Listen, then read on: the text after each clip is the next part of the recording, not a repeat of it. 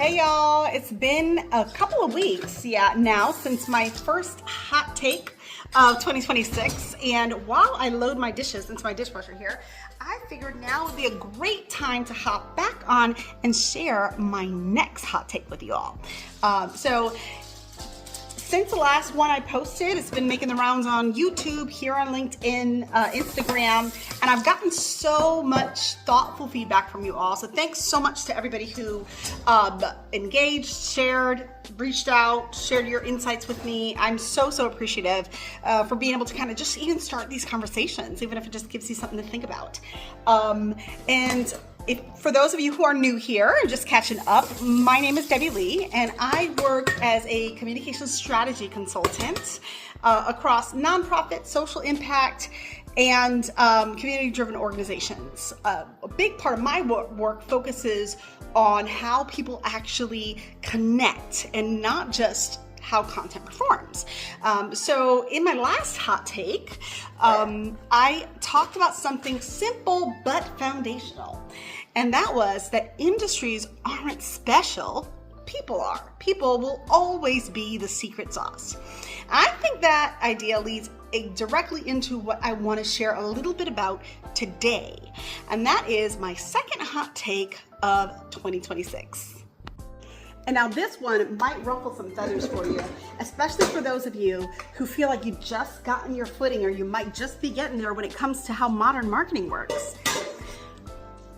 But we all know that marketing does evolve, right? Platforms change, tools change, and this is where I think that we get stuck sometimes, because some tools still exist as they did before, like Facebook, Instagram, even here on LinkedIn, TikTok, right? We assume that the rules from 5 years ago still apply to how they work today.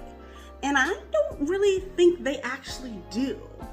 You know the idea, that if you could, just find somebody, an influencer that had like maybe 1 million followers, and you could just convince them to represent your brand, then your brand would for sure just take off and you'd have instant success, right?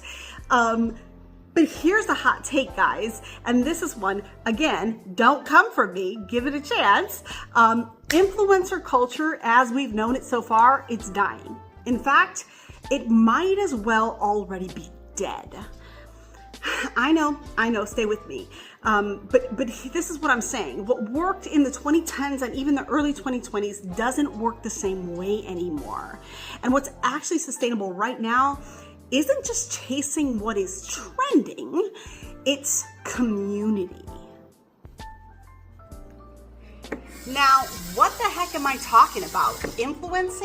Influencer culture might be dead? Come on now. This is what I mean, right? The shift that I've been seeing is that people don't want to watch someone else live some big life that they're never going to touch. They want instead to be invited into something that they can participate in and be a part of. What does that look like? This is smaller creators, niche leaders, trusted voices are outperforming and outpacing even big name influencers in actual impact. And that is why this distinction matters, because reputation and influence are not the same thing.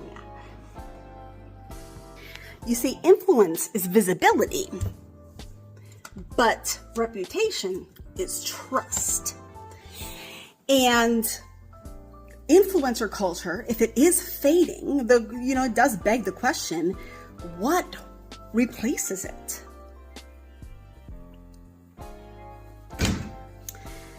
That's what I want to talk to you about for a couple of quick minutes today. I want to talk to you about micro influence. I want to talk to you about how you can actually build the kind of influence that we see, the kind of community that we see achieving results across all different types of industry and organizations without chasing the hype, just by building community. And so here are 3 quick tips I want to give you to help you do just that. First, stop broadcasting and start opening dialogue. work. Most brands still talk at people. Community doesn't happen when we're talking at people. It happens when people feel like their voice matters. That means that we start asking questions that we actually want answers to, responding to comments like a human and not just like a brand, and letting conversations that happen, what emerges from this interaction, actually shape future content. People are not engaging because you're loud. They engage because they feel seen. And if your content doesn't leave room for response, it's not community, it's advertising. Second, engage outside your own posts. This one is bigger than you might think it would be. Because community doesn't live inside your posts. It lives in the DMs, in the comments on other people's content, in follow-ups, in remembering that thing that somebody said last week. A lot of brands want engagement on their own content, but they don't show up for other people. And micro-influence only works because trust is relational and not transactional. If you want community, you have to participate, not just publish. Third, share insights that build other people up. We've got to stop positioning ourselves as the expert that everybody should admire and start positioning ourselves as guides that elevate others. The voices that people trust most right now are those that share insights without posturing, amplify other people's ideas, give language to what people are already feeling, and help people feel smarter, not smaller. Influence that lasts doesn't say, look at me, look at me. It instead says, you belong here.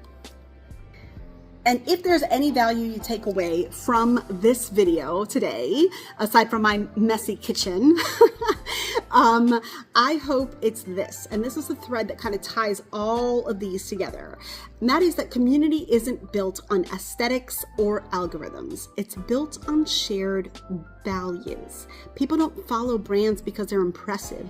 They follow them because they recognize themselves in the brand.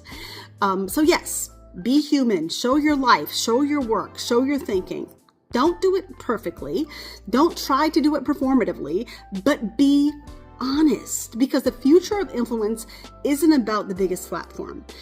It's about who people trust enough to listen to. And that is something that you can't buy. It's something you can only earn.